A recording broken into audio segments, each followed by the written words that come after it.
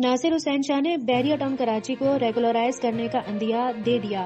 یہ جاننے کے لیے آپ ہمارے چینل کو سبسکرائب کیجیے، ساتھ ہی بیل نوٹیفیکیشن کو کلک کیجیے۔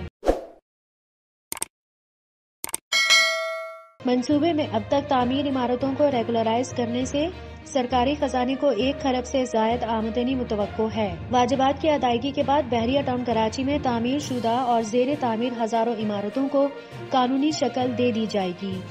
وزیر بلدیات نے SBCA اجلاس میں واجبات کا تخمینہ لگانے کے لیے افسران کی مرتب کردہ رپورٹ بھی طلب کر لی ہے۔ نسلہ ٹاور کی منظوری دینے والے افسران کے خلاف کارروائی نہیں کی جائے گی، وزیر بلدیات ناصر حسین شاہ کی یقین دہانی۔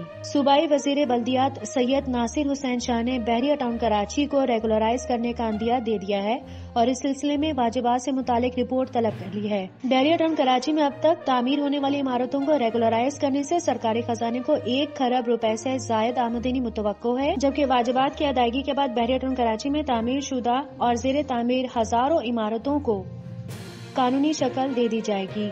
باخبر ذرائع کا کہنا ہے کہ گزشتہ روز صوبائی وزیر بلدیات نے سندھ بلڈنگ کنٹرول اتھارٹی کا دورہ کر کے ایک اعلیٰ سطح کے اجلاس کی صدارت کی، جس میں ڈائریکٹر جنرل محمد سلیم رضا سمیت تمام ڈائریکٹرز اور ڈپٹی ڈائریکٹرز نے شرکت کی۔ ذرائع کا کہنا ہے کہ اجلاس میں دیگر امور کے علاوہ بحریہ ٹاؤن کراچی پر سرکاری واجبات کا تخمینہ لگانے کے لیے وزیر بلدیات نے اس سلسلے میں اتھارٹی افسران کی مرتب کردہ رپورٹ طلب کر لی ہے۔